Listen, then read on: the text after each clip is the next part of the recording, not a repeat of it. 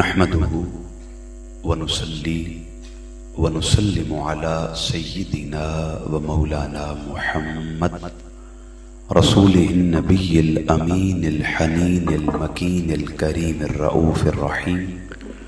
أما بعد فأعوذ بالله من الشيطان الرجيم.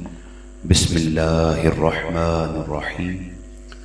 قال الله تبارك وتعالى في الكلام المجيد فرقان الحميد: وَإِنَّكَ لَعَلَى خُلُقٍ عَظِيمٍ.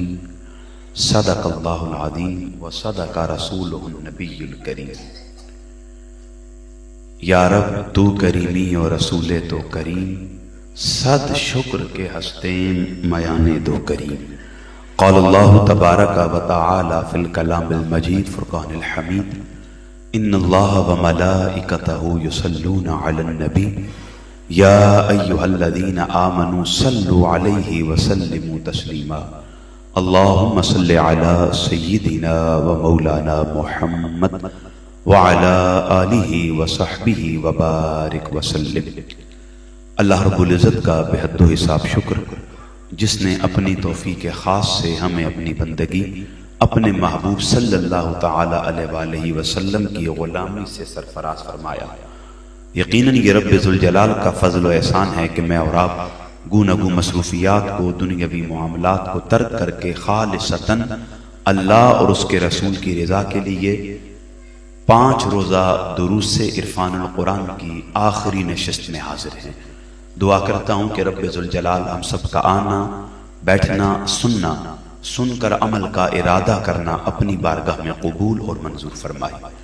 ابتدائے گفتگو میں آپ تمامی احباب کا، علماء اسلام کا، مرد و خواتین کا، بالخصوص تحریک منہاج القرآن کے جملہ قائدین کا، ذمہ داران کا، رفقا کا، وابستگان کا، تمامی فورمز کے جملہ عہدیداران کا، بالخصوص سیدی شیخ الاسلام کے روحانی فرزند نائب ناظم اعلیٰ مرکز منہاج القرآن محترم پروفیسر سلیم احمد صاحب، چودھری قدیر حسین صاحب، چودھری احمد رضا صاحب، سیف اللہ جاوید صاحب، علامہ عصمت اللہ صاحب، پروفیسر امجد علی منہاج صاحب اور حضرت علامہ قاری مظہر نقشبندی صاحب.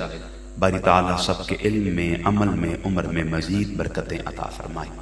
نام بہت سارے ہیں لیکن دامن وقت کو پیش نظر رکھتے ہوئے ایک جملے پر بات کو آگے بڑھاؤں گا. جن کی بارگاہ میں میں اور آپ نوکری پیش کرنے کے لیے حاضر ہیں وہ سیدائے کائنات کے بابا ہمارے ناموں کو بھی جانتے ہیں اور ہمارے کاموں کو بھی جانتے ہیں.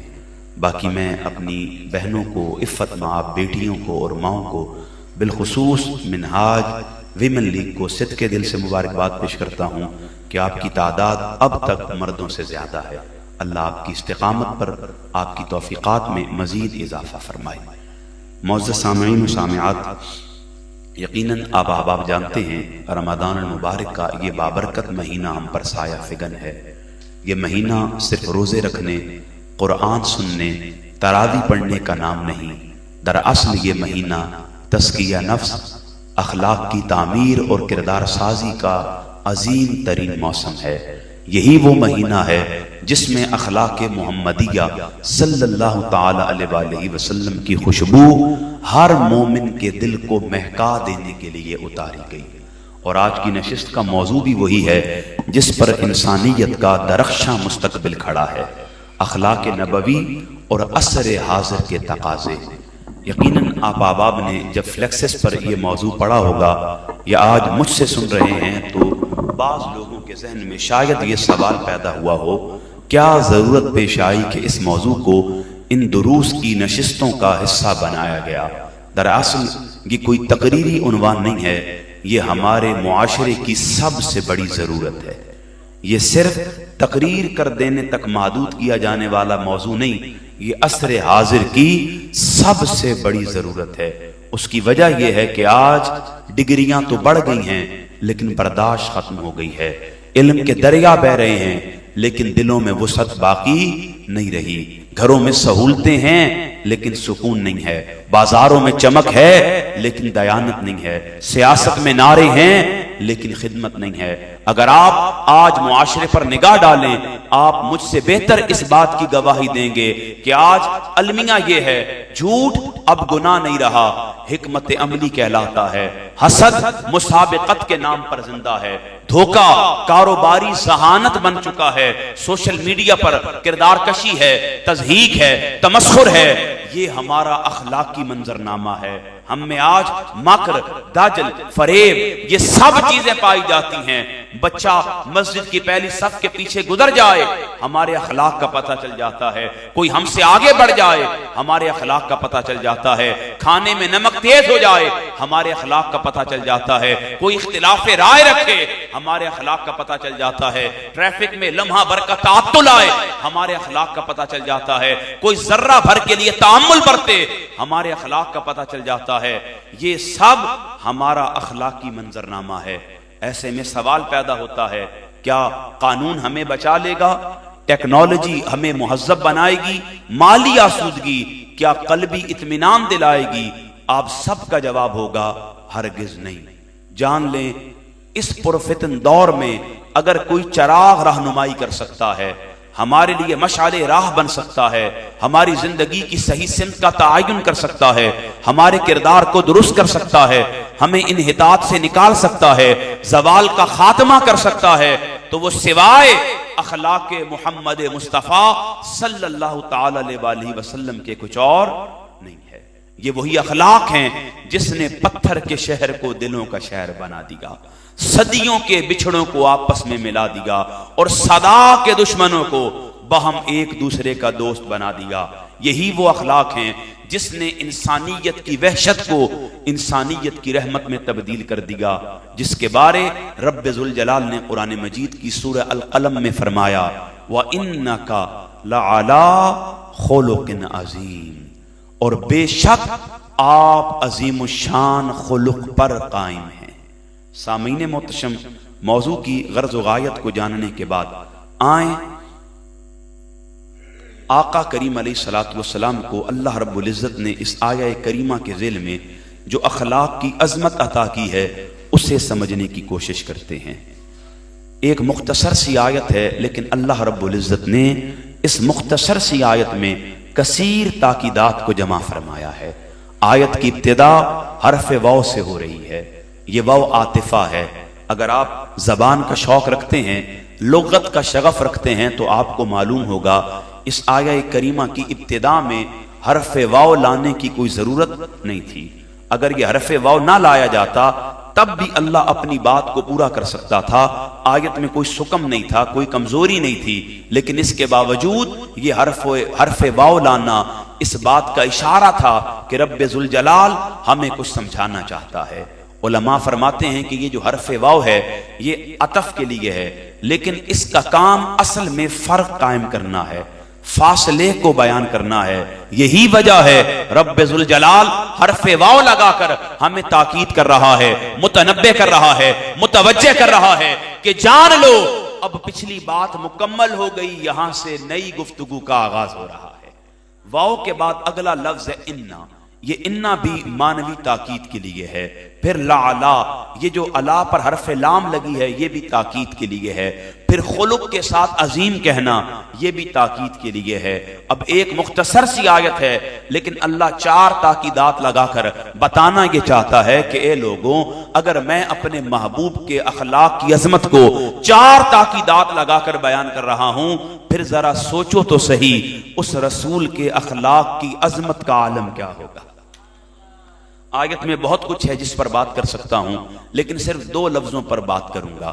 ایک لفظ الا اور ایک لفظ عظیم۔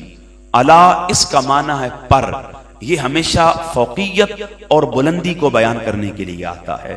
مثلا میں اسٹیج پر ہوں، قرآن مجید ٹیبل پر ہے، آپ کرسی یا صوفے پر ہیں۔ یہ جو لفظ الا ہے نا، اردو میں اس کا معنی ہوتا ہے پر۔ جہاں پر یہ لفظ آ جائے یہ فوقیت اور بلندی کو بیان کرتا ہے۔ یہی وجہ ہے لفظ الا لگا کر اللہ بتا رہا ہے لوگوں جان لو اخلاق نیچے ہے، میرا محبوب اخلاق سے بھی بلند تر ہے۔ اخلاق نیچے ہے اور میرا محبوب اخلاق سے بھی بلند تر ہے. اب یہ ضابطہ طے ہو گیا, امر متحقق ہو گیا, بات مسلم ہو گئی کہ کائنات کا ہر بشر عزت پائے گا اخلاق کو اختیار کر کے. ہم میں کوئی بندہ راہ چلتے لوگوں کو سلام کرنا شروع کر دے, حسن سلوک پر معاملات کو روا رکھنا شروع کر دے, اپنے کردار کو اجلا کرنا شروع کر دے, اخلاق کو شفاف کرنا شروع کر دے, لوگ اس کی مثالیں دیں گے. اگر بننا ہے اس جیسا بنو, کیوں کہ اس کا اخلاق بہتر ہے. اچھے اخلاق کی وجہ سے یہ ضابطہ طے پا گیا کہ کائنات کا ہر بشر عزت پائے گا اخلاق کو اختیار کر کے. اخلاق خود عزت پائیں گے مصطفیٰ کی نسبت کو اختیار کر کے. اخلاق جتنے آقا کے قریب آتے جائیں گے, آقا کی قربت پاتے جائیں گے, آقا کی معیت کی خیرات پاتے جائیں گے, رب اتنا ہی اخلاق کو بلند کرتا چلا جائے. اسی طرح اگلا لفظ ہے عظیم. عظیم دیکھیں, اس کے معنی کی طرف جانے سے پہلے یہ بات سمجھ لیں, میں کسی کو عظیم کہوں یہ بات اور ہے, ہم سب مل کر کسی کو عظیم کہیں یہ بات اور ہے, لیکن وہ رب ذوالجلال جس کا تعارف یہ ہے واللہ ذو الفضل العظیم, جو کائنات میں عزتیں بانٹنے والا ہے, رفعتیں عطا کرنے والا ہے, عظمتیں تقسیم کرنے والا ہے. میں اور آپ کسی کو عظیم کہیں اس کا معنی اور ہے, وہ رب خود ذو الفضل العظیم ہو کر اپنے محبوب کو عظیم کہے اس کا معنی اور ہے. بلکہ جملہ درست کیجئے گا, وہ خود ذو الفضل العظیم ہو کر اپنے محبوب کے ایک وصف خلق کو عظیم کہے اس کا معنی اور ہے. عظیم کے بہت سے معنی ہیں جو علماء نے بیان کیے, ان کا کرکس اگر آپ کو دینا چاہوں, ایک ہی معنی بنتا ہے بے نظیر و بے مثال. کیا معنی ہے؟ ذرا مرد اونچی آواز میں, بے نظیر و بے مثال. اخلاق کہتے ہیں صفات کے مجموعہ کو. مثلا انسان کا دیکھنا بھی اخلاق, بولنا بھی اخلاق, سننا بھی اخلاق, چلنا بھی اخلاق. انسان کی صفات کا مجموعہ یہ اس کا اخلاق کہلاتا ہے. اور اللہ فرما رہا ہے اعلیٰ خلق عظیم, محبوب آپ عظیم الشان خلق پر قائم ہیں. اس کا مطلب یہ ہے رب محبوب کو سامنے بٹھا کر فرط محبت میں فرماتا ہے مصطفیٰ آپ کا دیکھنا بھی بے نظیر و بے مثال ہے, آپ کا بولنا بھی بے نظیر و بے مثال ہے, آپ کا سننا بھی بے نظیر و بے مثال ہے, آپ کا چلنا بھی بے نظیر و بے مثال ہے, آپ کی سخا بھی بے نظیر و بے مثال ہے, آپ کی عطا بھی بے نظیر و بے مثال ہے. مکہ کی دھرتی پر آپ کا قدم رنجا فرمانا بھی بے نظیر و بے مثال ہے, اور مکہ کو چھوڑ کر یثرب کو مدینہ بنانا بھی بے نظیر و بے مثال ہے. آپ کا ہر خلق, آپ کے ہر وصف کی نسبت سے آپ کی صفات وہ مجموعہ اخلاق بن رہی ہیں, اور رب آپ کے اخلاق کو عظیم کہہ کر بتا یہ رہا ہے محبوب آپ ہر اعتبار سے کامل ہیں, مکمل ہیں, اکمل ہیں, اور عظیم سے عظیم تر ہیں. سامعین محتشم, یہی وجہ ہے ام المؤمنین سیدہ عائشہ صدیقہ رضی اللہ تعالی عنہا, آپ سے کسی نے پوچھا نا اے ام المؤمنین فرمائیے تو صحیح آقا کے اخلاق کیسے ہیں؟ آپ نے فرمایا اما تقرأ القرآن, کیا تو نے قرآن نہیں پڑھا؟ کانا خلقہ القرآن, سارے کا سارا قرآن وہ میرے مصطفیٰ کے اخلاق ہیں. علماء جانتے ہیں بڑی عجیب بات ہے, اس نقطے پر دو چیزیں آپ نے سمجھنی ہیں. قرآن اللہ کا کلام ہے, اخلاق رسول کریم کے ہیں. قرآن اللہ کے کلام ہونے کی وجہ سے اس کی صفت بن رہا ہے, اخلاق رسول کریم کے ہونے کی وجہ سے آقا کریم علیہ الصلوۃ والسلام کی صفت بن رہے ہیں. اب یہ کیسے ممکن ہے کہ قرآن ایک ہی وقت میں اللہ کی صفت بھی ہو اور صفت محمد مصطفیٰ بھی ہو؟ اس کا بڑا لطیف جواب سیدی شیخ الاسلام عطا فرماتے ہیں. آپ کہتے ہیں 23 برس تک قرآن قلب مصطفیٰ پر اترتا رہا, اللہ کی آیات کا رنگ مصطفیٰ کے وجود اقدس پر ثبت ہوتا رہا. 23 برس تک اترنے والے قرآن کی آیات کی وجہ سے ہر آیت اللہ کا رنگ لے کر آتی رہی، اس آیت کے رنگ کی وجہ سے آقا کریم کی صفات کا رنگ زائل ہوتا رہا، بشری خصائل زائل ہوتے رہے، بشری محامد زائل ہوتے رہے، بشری محاسن زائل ہوتے رہے، یہاں تک کہ الیوم اکملت لکم 23 برس کے بعد جب دین مکمل ہو گیا، قرآن تمام ہو گیا، رب ذوالجلال نے قرآن کو نازل فرما دیا، اب 23 برس کے بعد جب اللہ کی آیات کا رنگ مصطفیٰ کے وجود پر ثبت ہو گیا، اب حالت یہ تھی آقا مجسم قرآن بن چکے تھے۔ یہی وجہ ہے ام المؤمنین فرماتی ہیں سارا کا سارا قرآن مصطفیٰ کے اخلاق ہیں۔ اب ضابطہ طے پا چکا کہ قیامت تک کسی نے خدا کے اخلاق کو پڑھنا ہوگا، قرآن پڑھتا جائے گا، خدا کے اخلاق کو دیکھنا ہوگا، محمد مصطفیٰ کا دیدار کرتا جائے گا۔ کیوں؟ اللہ رب العزت نے محبوب کریم پر اپنے اخلاق کا رنگ ایسا ثابت کر دیا کہ اب آقا کریم علیہ الصلوۃ والسلام مجسم قرآن بن چکے تھے۔ سامعین محتشم، آیہ کریمہ کے ذیل میں آقا کریم کے اخلاق کی عظمت کو جاننے کے بعد اب آئیں لفظ اخلاق پر۔ یہ جو اخلاق کا لفظ ہے نا، یہ خلقہ سے ماخوذ ہے۔ اس کا معنی ہے پیدا کرنا، تشکیل دینا، ڈھالنا۔ اس سے دو الفاظ بنے ہیں، ایک خلق ظاہر کی بناوٹ اور ایک خلق باطن کی ساخت۔ امام راغب اصفہانی علیہ رحمہ فرماتے ہیں الخلق ہیئۃ راسخۃ فی النفس تصدر عنها الافعال بسہولۃ من غیر حاجۃ الی فکر و رویۃ۔ آپ فرماتے ہیں اخلاق اس پختہ کیفیت کا نام ہے جو انسان کے نفس میں جم جائے اور اعمال بلا تردد بآسانی اس سے ظاہر ہو جائیں۔ یعنی اخلاق اسے نہیں کہتے جو انسان سوچ سمجھ کے کرتا ہے، اخلاق اس کیفیت کا نام ہے کہ جب انسان سے اعمال بلا سوچے سمجھے بآسانی ظاہر ہو جائیں، صادر ہو جائیں اور سرزرد ہو جائیں۔ دیکھیں دور سے ایک بندہ چلا آ رہا ہے، دھندلکا سا ہے، چہرہ واضح نہیں ہے، آپ فیصلہ موقوف کر دیں کہ ٹھیک ہے، جب قریب آئے گا اس کا لباس دیکھوں گا، وضاقتہ دیکھوں گا، منصب دیکھوں گا، جاؤ حشمت دیکھوں گا، اکرام و جلال دیکھوں گا، پھر فیصلہ کروں گا اسے سلام کرنا ہے یا نہیں کرنا۔ اب آپ اسے سلام کر بھی دیں تو یہ اخلاق نہیں ہے۔ اخلاق کہتے ہی اس عادت کو ہیں جو بلا سوچے سمجھے بآسانی انسان سے صادر ہو جائے۔ یہی وجہ ہے کہ مفسرین کرام فرماتے ہیں اخلاق انسان کے باطن کے حسن کا نام ہے۔ معنی سمجھنے کے بعد، مفہوم جان لینے کے بعد اب رہنمائی کا دروازہ کھلتا ہے کہ اخلاق ما ظاہر کی بناوٹ کا نام نہیں ہے، بلکہ اخلاق باطن کی پختہ کیفیت کا نام ہے، راسخ عادت کا نام ہے۔ یہی وجہ ہے آقا کریم علیہ الصلوۃ والسلام نے اخلاق کو محض ظاہر سے تعبیر نہیں کیا، بلکہ ہمیشہ اخلاق کو اختیار کر کے باطن سے تعبیر فرمایا ہے۔ آقا کریم علیہ الصلوۃ والسلام نے اپنے مقصد بعثت کو بیان کرتے ہوئے ارشاد فرمایا انما بعثت لاتمم صالح الاخلاق، جان لو بے شک مجھے عمدہ اخلاق کی تکمیل کے لیے مبعوث کیا گیا۔ اسی طرح آقا کریم علیہ الصلوۃ والسلام فرماتے ہیں انما بعثت لاتمم مکارم الاخلاق، میری بعثت اعلیٰ اخلاق کی اقدار کی تکمیل کے لیے ہوئی۔ آپ تصور کیجئے رسول رحمت علیہ الصلوۃ والسلام یہ بات اس زمانے میں ارشاد فرما رہے ہیں جہاں پہلے گھوڑا دوڑانے پہ جھگڑا ہے، پہلے پانی پلانے پہ جھگڑا ہے، بیٹی کی پیدائش کو نحوست جانا جاتا ہے، باپ کے مرنے پر ماں کو وراثت میں تقسیم کر دیا جاتا ہے، جدل ہے، مکر ہے، ظلم ہے، استبداد ہے، ظالم کی حکمرانی ہے، مظلوم کو کھا جایا جاتا ہے۔ اس دور پرفتن میں آقا کریم فرما رہے ہیں میری بعثت کا حقیقی مقصد یہ ہے میں تمہارے کردار کو درست کر سکوں، تمہیں اعلیٰ اخلاق عطا کر سکوں، تمہاری زندگی کی صحیح سمت کا تعین کر سکوں، تمہارے معمولات کی اصلاح کر سکوں، تم میں نبوی شعار پیدا کر سکوں، اور میری بعثت کا حقیقی مقصد یہی ہے کہ میں تمہیں عمدہ اخلاق عطا کر سکوں۔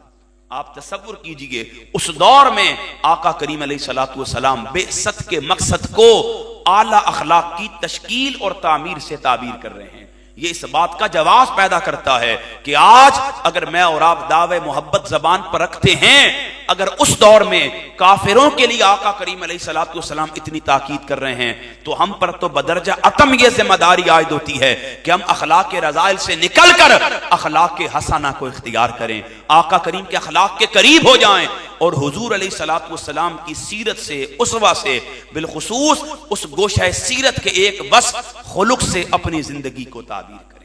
یہی وجہ تھی آقا کریم علیہ الصلوۃ والسلام نے محض اخلاق کو اختیار کرنے کا حکم نہیں دیا، بلکہ اللہ کے محبوب رسول ساری عمر اللہ کی بارگاہ میں دعا کرتے تھے، اللہم احسنت خلقی فاحسن خلقی، اے اللہ تیری بارگاہ میں محو التجا ہوں، جس طرح تو نے میری شکل و صورت کو خوبصورت بنایا اسی طرح میرے اخلاق کو بھی خوبصورت بنا دے۔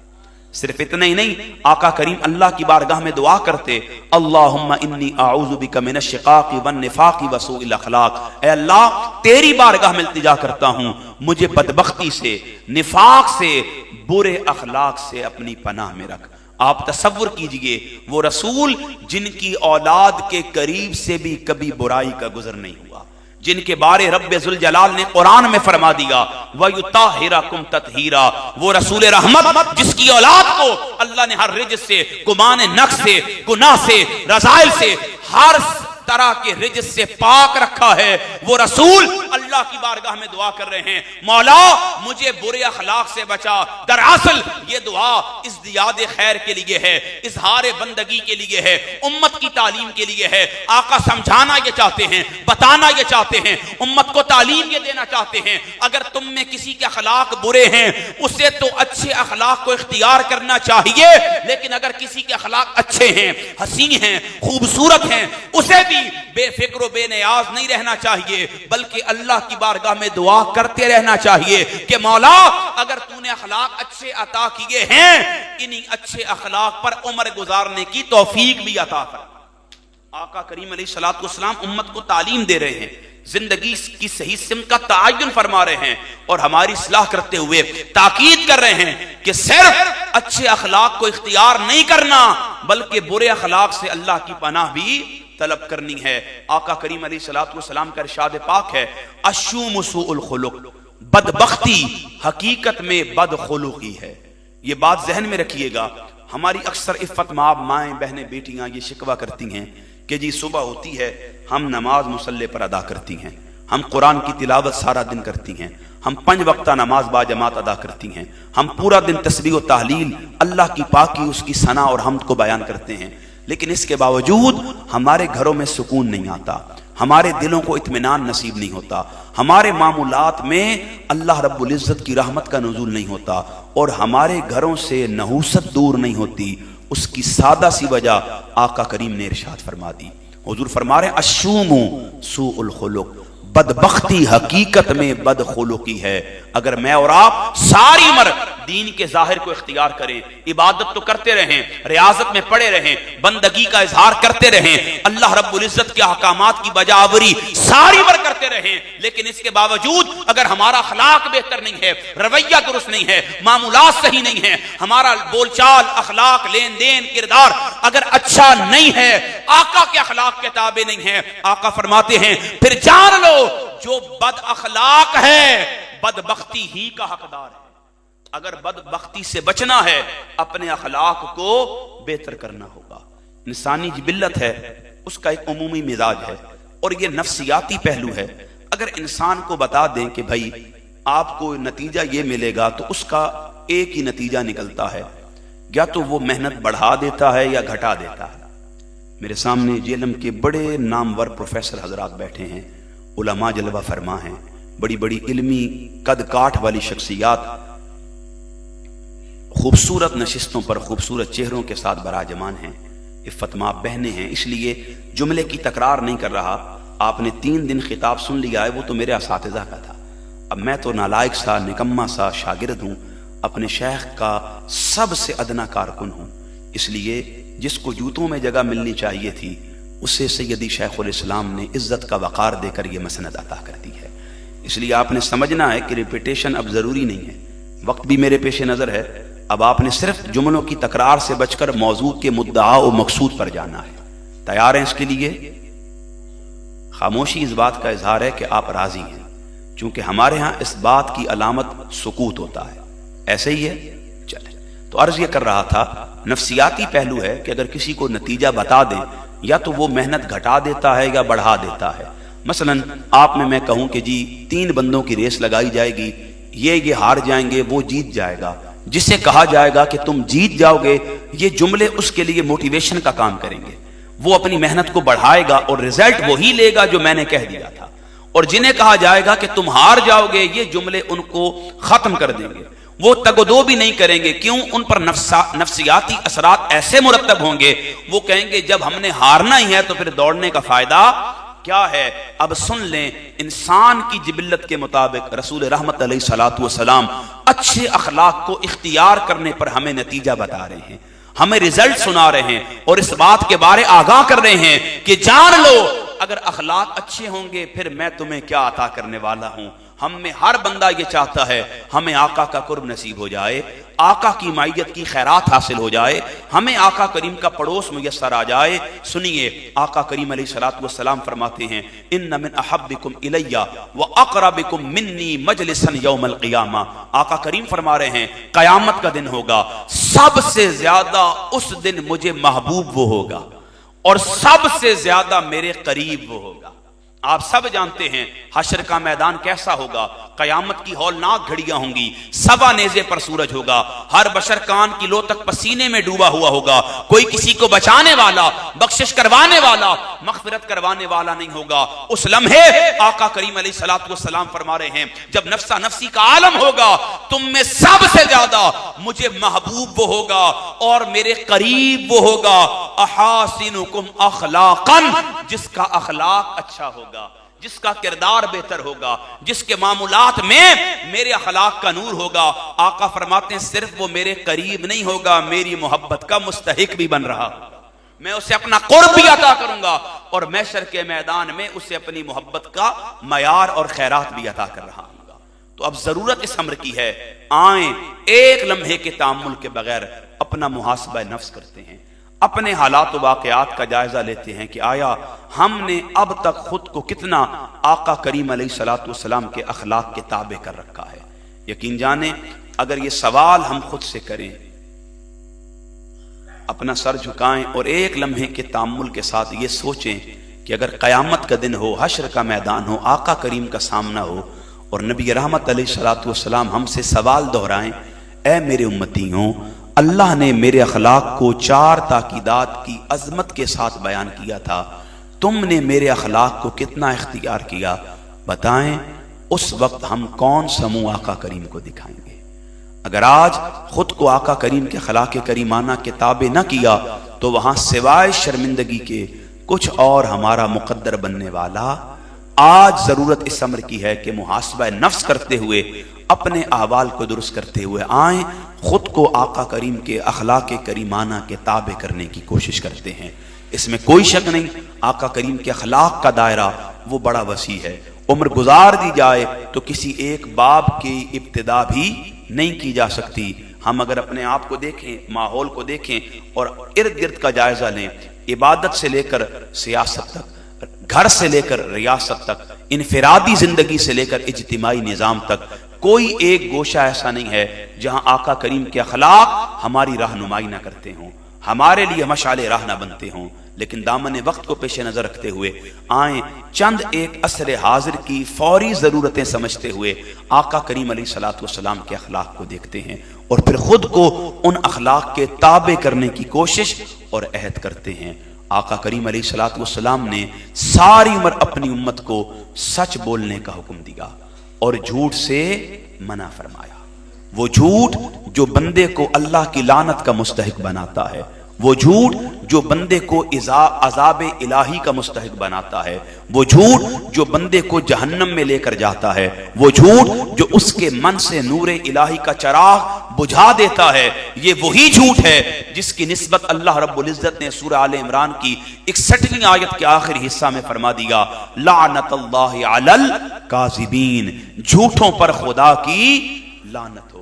آپ تصور کیجئے یہ جھوٹ جو ہمیں خدا کی لعنت کا مستحق بناتا ہے، اگر میں اور آپ اپنے معمولات کا جائزہ لیں تو جان لیں آج جھوٹ در اصل ہماری زندگی کا معمول بن چکا ہے اور سچ استثناء بن چکا ہے. ہماری زندگیوں میں مبالغہ ہے، تصنع ہے، اور جھوٹ حکمت عملی کا نام ہے. یہی وجہ ہے کہ اب ہمیں خرابی نظر نہیں آتی. جھوٹ ہمارے رویوں سے نکل کر اب ہماری تربیت میں شامل ہو چکا ہے. آقا کریم علیہ الصلوۃ والسلام نے ساری عمر اپنی امت کو جھوٹ بولنے سے منع فرمایا. اللہ رب العزت نے قرآن مجید میں ارشاد فرمایا ان اللہ لا یہدی من ہوا کاذب کفار، بے شک اللہ اس شخص کو ہدایت نہیں دیتا جو جھوٹا ہے، بڑا ناشکر گزار ہے. اگر کوئی بندہ جھوٹ بولتا ہے پھر وہ نماز بھی پڑھتا ہو، جھوٹ بولتا ہے اللہ کی عبادت بھی کرتا ہو، جھوٹ بولتا ہے اللہ رب العزت کے دین کی پابندی بھی کرتا ہو، رب ذوالجلال فرما رہا ہے اگر وہ جھوٹ بولتا ہے عبادتوں کی قبولیت الگ ہے، ایمان کی درجہ بندی الگ ہے، اپنا قرب عطا کرنا الگ ہے. اگر کوئی بندہ جھوٹ بولنے والا ہے اس کی ساری عمر اگر عبادت سے تعبیر ہو، اللہ ایمان کو قبول کرنا الگ بات ہے، اسے ہدایت بھی عطا نہیں فرماتا. لا یہدی، اللہ اس شخص کو ہدایت نہیں دیتا جو جھوٹا ہے، بڑا ناشکر گزار ہے. آقا کریم علیہ الصلوۃ والسلام کا ارشاد پاک ہے آیت المنافق ثلاث، منافق کی 3 نشانیاں ہیں. یہ 3 نشانیاں سنتے جائیں اور مجھے اپنے گریبان میں جھانکنے کا وقت دیتے جائیں. آقا کریم فرما رہے ہیں منافق کی 3 نشانیاں ہیں. اذا حدث کذب، جب بھی بات کرے گا جھوٹ بولے گا. اذا وعد اخلف، جب کسی سے وعدہ کرے گا وعدہ خلافی کرے گا. وَإِذَا اؤْتُمِنَ خَانَ، اور جب کوئی اس کے پاس امانت رکھوائے وہ اس میں خیانت کر دے گا. آپ تصور کیجئے کیا یہ 3 باتیں ہم میں نہیں پائی جاتی؟ آقا کریم علیہ الصلوۃ والسلام کا ارشاد پاک ہے ایک صحابی حضور کی بارگاہ میں حاضر ہوئے، عرض کی اَيَكُونُ الْمُؤْمِنُ جَبَانًا، آقا کریم فرمائیے نا کیا مومن بزدل ہو سکتا ہے؟ نعم، آقا کریم نے فرمایا مومن بزدل ہو سکتا ہے. عرض کی گئی اَيَكُونُ الْمُؤْمِنُ بَخِيلًا، کیا مومن بخیل ہو سکتا ہے؟ آقا کریم نے فرمایا نعم، ہاں مومن بخیل ہو سکتا ہے. پھر عرض کی گئی اَيَكُونُ الْمُؤْمِنُ كَذَّابًا، آقا کریم فرمائیے کیا مومن جھوٹا ہو سکتا ہے؟ 3 باتوں کی نسبت سوال کیا گیا. آقا کریم فرماتے ہیں ہاں، جان کے خوف کی وجہ سے، اعضاء کے زائل ہونے کے خدشہ پر جز وقتی طور پر مومن بزدل ہو سکتا ہے. مالی آسودگی کے نہ ہونے کے سبب، اولاد کے فقر و فاقہ کی وجہ سے جز وقتی طور پر مومن کنجوس اور بخیل ہو سکتا ہے. لیکن حالات جیسے آ جائیں، کٹھنائیاں جتنی بڑھ جائیں، مشکلات جتنی واہ ہو جائیں، پریشانیاں جتنی طویل ہو جائیں، مومن جز وقتی طور پر بزدل اور بخیل ہو سکتا ہے. لیکن آقا فرماتے ہیں وقت جیسا بھی آ جائے مومن کبھی جھوٹا نہیں ہو سکتا. مومن کبھی بھی جھوٹا نہیں ہو سکتا. وہ رسول ساری عمر اپنی امت کو جھوٹ سے منع کرتے رہے جس نے کبھی مزاح میں بھی جھوٹ نہیں بولا ہے. مشکات المصابیح کی روایت ہے ایک بزرگ صحابیہ رسول رحمت علیہ الصلوۃ والسلام کی بارگاہ میں حاضر ہوئی. عرض کی یا رسول اللہ جنت جانا چاہتی ہوں. آقا کریم علیہ الصلوۃ والسلام نے فرمایا لیکن جنت میں تو کوئی بوڑھا نہیں جائے گا. جو ہی آقا نے فرمایا نا وہ پریشان ہو گئی. آقا کریم علیہ الصلوۃ والسلام نے اس کی پریشانی دیکھی، متصلاً فرمایا پریشان نہ ہو، میں نے سچ کہا ہے، کوئی بھی بوڑھا جنت میں نہیں جائے گا، خدا سب کو جوان کر کے جنت میں داخلہ عطا فرمائے گا. آپ تصور کیجئے حصے مزاح بھی قائم ہے لیکن مزاحن بھی آقا کریم علیہ الصلوۃ والسلام نے کبھی جھوٹ نہیں بولا. ابھی دامن وقت کو پیش نظر رکھتے ہوئے اس لیے زیادہ بات نہیں کر رہا، صرف ایک بات ذہن میں رکھیے گا، وہ رسول جس نے ساری عمر جھوٹ کو قریب نہیں آنے دیا، اس رسول کی عرب کے اس دور میں پہلی علامت بھی یہ تھی کہ وہ سب سے زیادہ سچے تھے. ہر نبی کا یہ خاصہ ہے، ہر رسول کا یہ شعار ہے کہ وہ اپنے زمانے کے راست گو لوگ ہوتے ہیں. یہ بات سمجھ لیجئے. آقا کریم علیہ الصلوۃ والسلام کی نسبت سے ایک بڑی دل آویز روایت ہے. حضرت عبداللہ ابن عباس فرماتے ہیں ایک دن ابو سفیان میرے پاس آئے، ابھی کلمہ نہیں پڑا تھا، کہنے لگے کہ میں ہرقل بادشاہ کے پاس گیا، روم اپنا مال تجارت لے کر گیا، اسے خبر ہوئی کہ عرب میں کسی نے اعلان نبوت کیا ہے. اس نے کیا کیا، اپنے ایلچیوں کو، مشیروں کو، وزیروں کو کہا کہ جاؤ منڈی سے عرب کے تاجروں کو تلاش کرو. اگر کوئی مل جائے تو اسے میرے پاس لے کر آؤ۔ انہوں نے تلاش کرنا شروع کیا، حضرت ابو سفیان ملے، حکم کی تعمیل ہوئی، انہیں ہرقل کے سامنے کھڑا کر دیا گیا۔ ہرقل کہتا ہے عرب سے ہیں؟ جی عرب سے ہوں۔ اچھا ایک بات تو بتائیں، میں نے سنا ہے کہ عرب میں کسی نے نبی ہونے کا دعویٰ کیا ہے، آخری رسول ہونے کا اعلان کیا ہے؟ آپ نے کہا ایسا ہی ہے۔ پھر ہرقل سوال کرتا ہے اچھا ایک بات تو بتاؤ، وہ جس نے نبوت کا دعویٰ کیا ہے کیا کبھی اس نے اعلان نبوت سے قبل جھوٹ بولا ہے؟ اب کافر ہے سوال کرنے والا، جن سے سوال کر رہا ہے اس لمحے وہ بھی، بولیں ذرا، اس لمحے وہ بھی کافر تھے۔ وہ سوال کرتا ہے بتاؤ اس نے اعلان نبوت کیا ہے، کیا کبھی اعلان نبوت سے قبل اس شخص نے جھوٹ بولا ہے؟ حضرت ابو سفیان کہتے ہیں نہیں، اس شخص نے اعلان نبوت سے قبل کبھی جھوٹ نہیں بولا، بس یہ سننے کی دیر تھی۔ ہرقل پکار کر کہتا ہے پھر جان لو جس نے اعلان نبوت سے قبل اپنی ذات کے بارے جھوٹ نہیں بولا، وہ اعلان نبوت کے بعد خدا کے بارے بھی جھوٹ نہیں بول سکتا ہے۔ اس معاشرے میں آقا کریم کی پہلی نشانی یہ تھی، آقا نے کبھی جھوٹ نہیں بولا۔ سامعین محتشم، وہ رسول امت کو جھوٹ سے منع کر رہا ہے جس کا چہرہ دیکھتے ہی لوگ اس کے سچے ہونے کی گواہی دے دیتے تھے۔ حضرت عبداللہ بن سلام فرماتے ہیں، ابھی کلمہ نہیں پڑھا تھا، کتب سابقہ پر بڑا ماہر تھا، ایک دن یہودیوں نے مجھے بلا لیا، کہا مسلمانوں کے نبی آنے والے ہیں، ایسا کر تو اپنے سوالات کے ذریعے انہیں مشکل میں ڈال، رکا لے، سوالات لکھ، ان سے سوال کر، ہمیں یقین ہے وہ تیرے سوالوں کے جواب نہیں دے سکیں گے۔ آپ نے ان کی بات کو مان لیا، رکا لیا، قلم اٹھایا، سوالات ترتیب دیے، آقا کی بارگاہ کی جانب چل پڑے۔ ابھی دور تھے، قریب نہ تھے، دور ہی سے آقا کا چہرہ دیکھا، رکا گر گیا، عقل معوف ہو گئی، سوال بھول گئے، آقا کے حسن کے اسیر ہو گئے۔ پلٹ کر یہودیوں کی طرف آئے، وہ کہتے ہیں ہاں بھائی کیا بنا؟ آپ فرماتے ہیں ان سے سوال کرنے گیا تھا، خود لاجواب ہو کے آ گیا ہوں۔ ہوا کیا ہے؟ وہ کہتے ہیں ابھی دور تھا، دور ہی سے ان کا چہرہ دیکھا، عرفت ان وجہہ لیس بوجہ کذاب، ابھی دور تھا، دور ہی سے ان کے چہرے پر نظر پڑی، ان کا رخ والضحیٰ تکا، ان کا مبارک مکھڑا دیکھا، پس جو ہی ان کا چہرہ میری نظروں میں بسا، میرے دل نے گواہی دی اتنا سونا چہرے والا کبھی جھوٹا نہیں ہو سکتا۔ لوگوں، وہ رسول اپنی امت کو سچ بولنے کی تلقین کر رہے ہیں جن کا چہرہ دیکھتے ہی لوگ ان کے صدق کی گواہی دے دیا کرتے تھے، ان کے سچے ہونے کو بیان کر دیا کرتے تھے۔ آقا کریم علیہ الصلوۃ والسلام نے پہاڑ پر لوگوں کو جمع کیا اور ایک ہی بات دہرائی، بتلاؤ اگر میں کہوں اس پہاڑ کے پیچھے سے لشکر حملہ کرنے والا ہے، مان جاؤ گے؟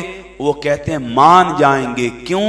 انت صادق والامین، آپ سچے بھی ہیں اور امانت دار بھی ہیں۔ آپ تصور کیجئے وہ رسول علیہ الصلوۃ والسلام امت کو سچ بولنے کی تعلیم دے رہے ہیں۔ آقا کریم علیہ الصلوۃ والسلام کا ارشاد پاک ہے علیکم بالصدق فإن الصدق یہدی الی البر وإن البر یہدی الی الجنہ۔ آقا کریم علیہ الصلوۃ والسلام فرماتے ہیں سچ کو اپنے اوپر لازم کر لو، بلا شبہ سچ آدمی کو نیکی کے قریب کرتا ہے، نیکی آدمی کو جنت میں لے کر جاتی ہے۔ آدمی سچ بولتا رہتا ہے، یکتب عند اللہ صدیقا، یہاں تک کہ اسے اللہ کے ہاں صدیق لکھ دیا جاتا ہے۔ اگر بندہ سچ کو اپنے اوپر لازم کر لے، جھوٹ سے اجتناب کرے، اس کا نتیجہ یہ ہے سچ بولنے کی برکت سے ایک وقت آتا ہے اسے اللہ کے ہاں صدیق لکھ دیا جاتا ہے۔ آقا کریم علیہ الصلوۃ والسلام نے اپنی امت کو صرف سچ بولنے کا حکم نہیں دیا، بلکہ حضور علیہ الصلوۃ والسلام نے ہمیشہ امانت اور دیانت کو اختیار کرنے کا حکم دیا۔ یہ ذہن میں رکھیے گا، امانت اور دیانت یہ صاحب ایمان کا ایسا وصف ہے جو اسے دیگر سے ممیز کرتا ہے، منفرد کرتا ہے اور جدا کر دیتا ہے۔ یہ دو ہی نشانیاں تھیں، آقا سچے تھے اور امانت دار تھے۔ وہ جو حدیث آپ کو سنائی تھی اس کا اگلا حصہ سن لیں، روایت بڑی دلچسپ ہے۔ اب ہرقل دوبارہ پوچھتا ہے اے ابو سفیان یہ تو بتاؤ وہ تمہیں حکم کس بات کا دیتا ہے؟ وہ تمہیں حکم کس بات کا دیتے ہیں؟ اب حضرت ابو سفیان کہتے ہیں وہ حکم کس چیز کا دیتے ہیں؟ انہو امرکم بالصلاۃ، वस्सिद्क़ वल-अफ़ाफ़ वल-वफ़ा'i बिल-अहद व अदाइल अमाना। ये सही बुखारी शरीफ की हदीस है। हजरत अबू सुफियान कहते हैं वो नबी हमें नमाज पढ़ने का हुक्म देता है, पाक दामन रहने का हुक्म देता है, वादा निभाने का हुक्म देता है, सच बोलने का हुक्म देता है, अमानतों को अदा करने का हुक्म देता है। आका करीम अलैहिस्सलातु वस्सलाम ने सारी उम्र अपनी उम्मत को अमानतदार रहने का हुक्म दिया है, दयानतदार रहने का हुक्म दिया है। और अगर आप देखना चाहें शब हिजरत का वो वाकया देखें कि आका करीम मौला मुर्तजा मुश्किल कुशा शेर खुदा को अपने बिस्तर पर लिटा रहे हैं, बाहर काफिर तलवारें बेनयाम किए खड़े हैं, आका के माज़अल्लाह कत्ल के इरादे के साथ तैयार हैं, एक लम्हे के तामुल के बगैर आका को नुकसान पहुंचाना चाहते हैं। और नबी रहमत अलैहिस्सलातु वस्सलाम बिस्तर पर मौला मुर्तजा को लुटाकर इस बात की नसीहत फरमा रहे हैं, अली मैं जा रहा हूं लेकिन आपको उस वक्त तक आने की इजाजत नहीं है जब तक ये जो बाहर खड़े हैं ना इनकी अमानतें आप इनके सुपुर्द नहीं कराते। आप तसव्वुर कीजिए वो रसूल उम्मत को अमानत और दयानत इख्तियार करने का हुक्म दे रहा है जिसे अपनी जान से ज्यादा अमानतें मुकद्दम थी, जिन्हें अपनी जान से ज्यादा दयानत मुकद्दम थी और अपनी जान से ज्यादा अपना सच्चा होना, रास्त गो होना मुकद्दम था। वो रसूल रहमत अलैहिस्सलातु वस्सलाम अरब के उन लोगों के साथ वफा शिआरी को इस्तवार कर रहे हैं जो एक लम्हे के तामुल के बगैर आका करीम की जान के दर पे हैं। हुजूर अलैहिस्सलातु वस्सलाम फरमाते हैं लोगों सुन लो, जब कोई तुम्हारे पास अमानत रखवाए उसकी अमानत वापस कर दो, और अगर कोई तुम्हारी अमानत में खयानत करे तुम्हें उसके साथ खयानत की इजाजत नहीं है। आका करीम अलैहिस्सलातु वस्सलाम ने फरमाया ला ईमान लिमन ला अमानत लहू वला दीन लिमन ला अहद लहू। नबी रहमत अलैहिस्सलातु वस्सलाम फरमाते हैं उस शख्स का कोई ईमान नहीं है जो अमानतदार ना हो, और उसका कोई दीन नहीं है जो अपने वादे का पासदार ना हो। हुजूर अलैहिस्सलातु वस्सलाम ने हमेशा अमानत और दयानत को एक साथ बयान किया। यही वजह है आका करीम अलैहिस्सलातु वस्सलाम ने अपने अमल के जरिए अमानत और दयानत को ताबीर करके उम्मत को तालीम अता फरमाई। सिर्फ यही नहीं, आका करीम अलैहिस्सलातु वस्सलाम हमेशा अफ़्व दरगुजर और चश्म पोशी से काम लेते। कोई जितना मर्जी है जुल्म कर ले, ज्यादती कर ले, आका करीम अलैहिस्सलातु वस्सलाम ने कभी उन जैसा सलूक उनके साथ रवा नहीं रखा। सैयदा आयशा सिद्दीका रज़ियल्लाहु ताला अन्हा आका करीम की बारगाह में अर्ज गुजार हैं, ए अल्लाह के रसूल फरमाइए तो सही, क्या अहद से भी बढ़कर कोई मुश्किल दिन आप पर गुजरा है? आका करीम फरमाते हैं आयशा दिन तो बहुत से मुश्किल आए हैं। अहद का दिन कैसा दिन था? आका करीम की शहादत की खबर आम हो चुकी थी, गड़े में गिरने की वजह से दंदाने मुबारक शहीद हो चुके थे, लहू इस कदर रिश्ता जाता था कि हजरत सैयदाए कायनात ढाल में पानी लेकर खड़ी थी, मौला मुर्तजा पानी उंडेलते जाते थे, ढाल खून से भरती जाती थी। फिर आपने जब खून न रुका चटाई का टुकड़ा जलाया, अपने बाबा के दंदाने मुबारक पर लगाया, खून रुक गया। ये वो तकलीफ और अजियत का दिन था। सिर्फ इतना ही नहीं, 70 सहाबाए किराम के बेगौर कफन लाशें हुजूर के सामने थे। सैयदुश शुहदा का मुसला किया गया था, हाथ पांव काटे गए थे, आंख नाक कान, ये कान और नाक काटे गए थे। इस तकलीफ में सैयदुश शुहदा को रसूल करीम अलैहिस्सलातु वस्सलाम ने देखा था, लेकिन इसके बावजूद आका करीम फरमाते हैं आयशा दिन तो बड़े आए लेकिन ताइफ से बढ़कर कोई सख्त दिन मुझ पर नहीं आया। वो ताइफ का दिन कैसा था? नालैन लहू से तर थे, गले में रस्सियों के निशान थे, अज हद सितम था, जुल्म था, जबर को रवा रखा गया था। जिब्राइल आका करीम फरमाते हैं मुझ पर पेश किया गया, पहाड़ों का फरिश्ता उसके साथ था। वो अर्ज गुजार हुआ, ऐ अल्लाह के रसूल अगर आप इजाजत दें पहाड़ उठाकर इन पर रख दूं ताकि इनका नामो निशान भी मिट जाए। आका करीम अलैहिस्सलातु वस्सलाम फरमाते नहीं, मुझे उम्मीद है अल्लाह इनमें से ऐसे लोगों को पैदा करेगा जो खुदाए वाहिद की इबादत भी करेंगे, कभी उसके साथ किसी को शरीक नहीं ठहराएंगे। आप देखें किस तरह आका करीम अलैहिस्सलातु वस्सलाम ने खुद पर जुल्म और जबर करने वालों को भी आम मुआफी का ऐलान उनके लिए फरमा दिया था। यही वजह थी फतह मक्का हुआ। फतह मक्का ये वो दिन था जब आका करीम अलैहिस्सलातु वस्सलाम सवारी पर नहीं पैदल हरम की हुदूद में दाखिल हुए थे। آپ فاتحین عالم کے حوال پڑھیں، بتانے کی ضرورت نہیں ہے ان کے حالات و واقعات کیا ہوتے تھے جب وہ اپنے مفتوحہ علاقے میں آتے۔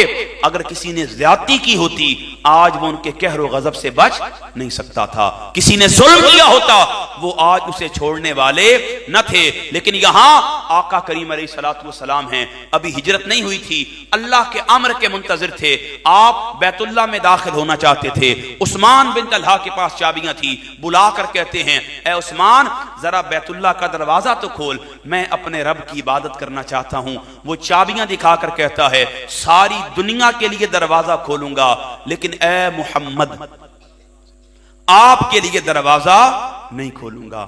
آقا کریم علیہ الصلوۃ والسلام خاموش ہو گئے، دبے قدموں واپس آ گئے۔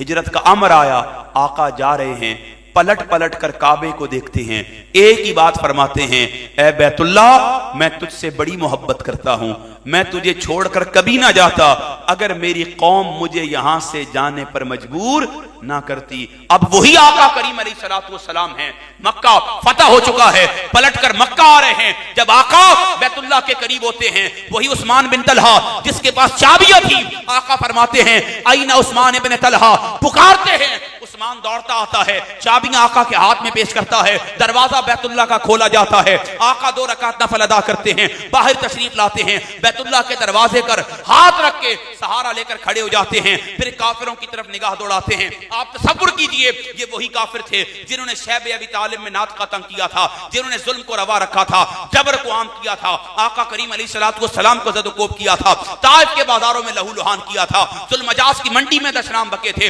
اوقاس کا میلہ آپ کے سامنے ہے۔ یہ سارے وہ لوگ تھے جنہوں نے آقا کریم علیہ الصلوۃ والسلام کو اذیتیں دی تھی، تکالیف پہنچائی تھی، مشکلات اور صعوبتوں کو روا رکھا تھا، ان کے سر جھکے ہوئے ہیں۔ آقا کریم کا جملہ ارشاد ہوتا ہے بتاؤ تو صحیح، بتاؤ ماذا تقولون و ماذا تظنون، آج تمہارے ساتھ کیا سلوک کیا جائے، بتاؤ آج تمہارے ساتھ کیا معاملہ روا رکھا جائے۔ جو یہ آقا کریم فرماتے ہیں وہ جانتے تھے ہم نے جو کچھ بھی کر رکھا ہو یہ بڑے کریم ہیں، یہ بڑے رحیم ہیں، یہ بڑے شفیق ہیں۔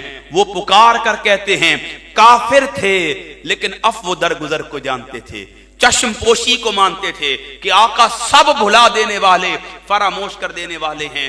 انہوں نے عرض کی ہم اس بات کی امید رکھتے ہیں نقول خیرن ونظن خیرن اخ کریم وابن اخ کریم، ہم آپ سے بھلائی کا گمان کرتے ہیں چونکہ آپ کریم ہیں، آپ کریم ہیں، آپ شفیق ہیں، آپ رحیم ہیں، آپ مہربان ہیں۔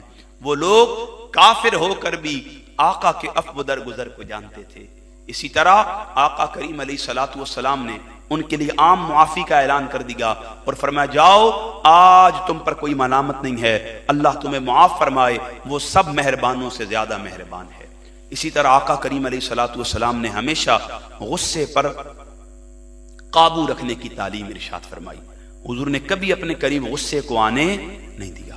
بعض لوگ سورہ عبسہ کو بیس بنا کر بات کرتے ہیں، یہ ذہن میں رکھیے گا تنظیمی معاملات میں نظم و ضبط قائم رکھنا یہ اللہ کے رسول کی ذمہ داری تھی، اس لیے تنظیمی نظم میں کبھی بھی آقا کریم علیہ الصلوۃ والسلام نے کوئی کمپرومائز نہیں کیا۔ تنظیمی جو لوگ ہوتے ہیں انہیں یہ بات سمجھنی چاہیے کہ نظم بڑا ضروری ہوتا ہے، اور آقا کریم نے اسی نظم و ضبط کی بقا پر اپنی ساری عمر تمام کی ہے۔ آقا کریم علیہ الصلوۃ والسلام نے اس کے علاوہ اپنی ذات پر جو مرضی ہے ہو جائے کبھی غصہ نہیں فرمایا تھا۔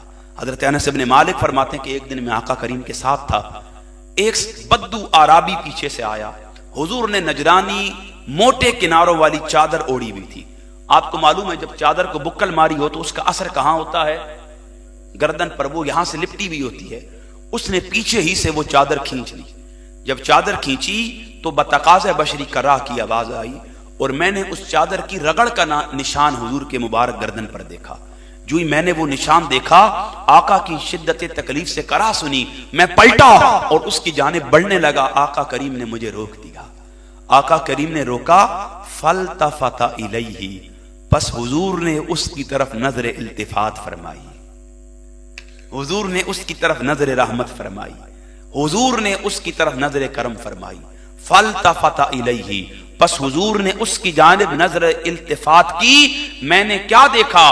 آقا کے چہرے پر شکن کا ایک تاثر نہیں تھا، ایک तेवड़ी नहीं थी, गुस्से का कोई आसार नहीं था।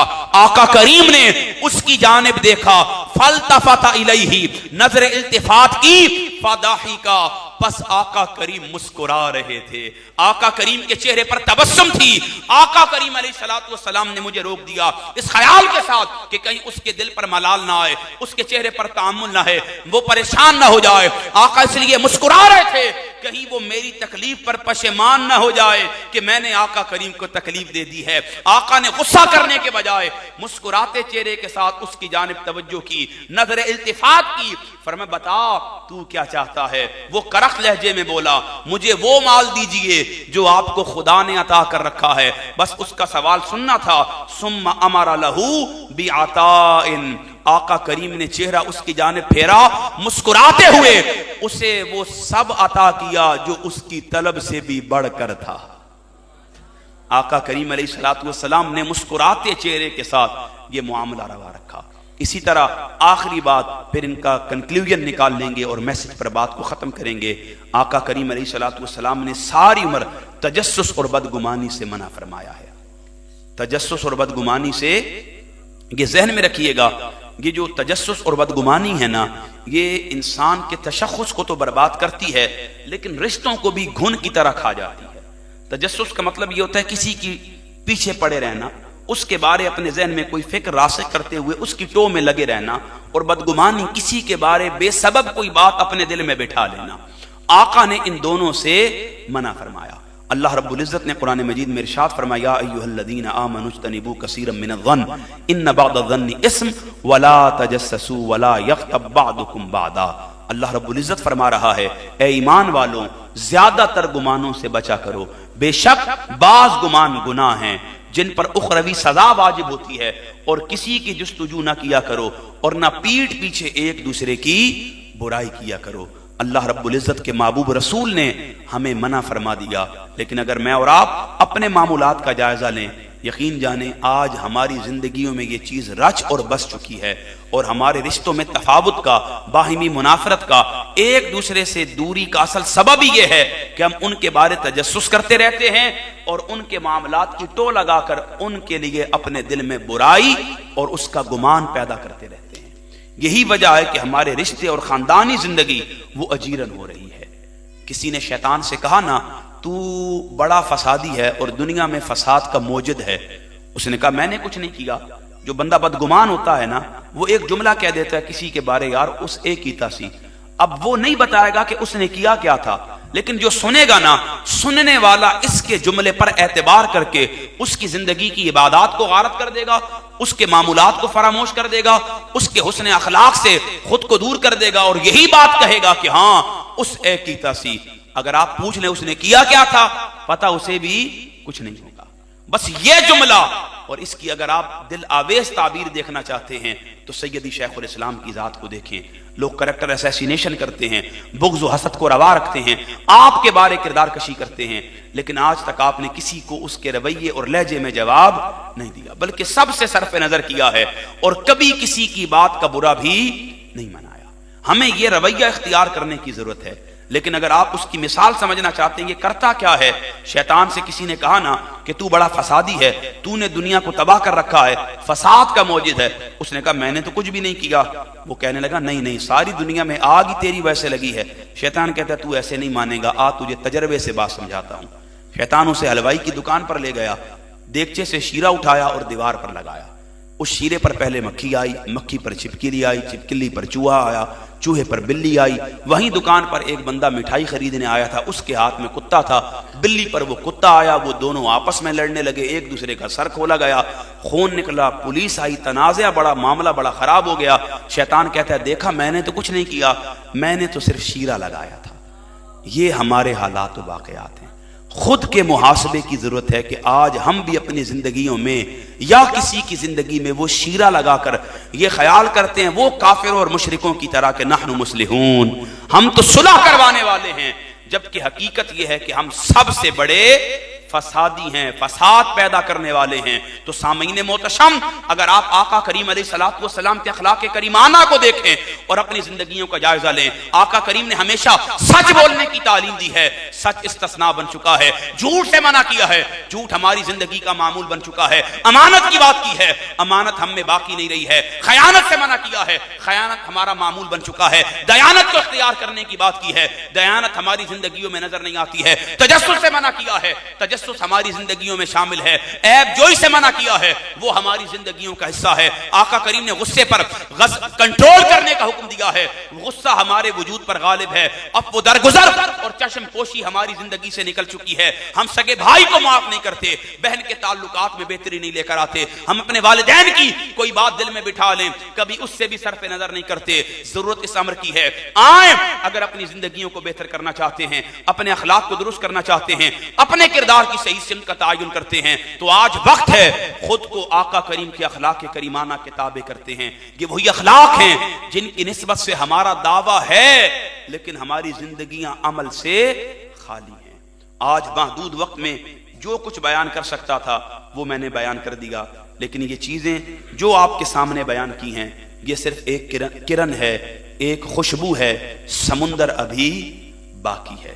اس میں کوئی شک نہیں، ابھی آقا کریم علیہ الصلوۃ والسلام کا وہ حلم باقی ہے جو طائف میں نظر آیا، وہ عفو درگزر باقی ہے جو فتح مکہ کے باب میں روشن ہوئی، ابھی وہ شفقت جو یتیموں اور غلاموں کا سہارا بنی وہ باقی ہے، ابھی بہت کچھ ہے جس پر کلام کیا جا سکتا ہے، لیکن صرف اس بات پر اکتفا کرتا ہوں، اگر اپنی زندگیوں کو تبدیل کرنا چاہتے ہیں تو دور حاضر میں یہ بات ناگزیر ہے کہ آقا کریم کے اخلاق کے خود کو تابع کر لیں۔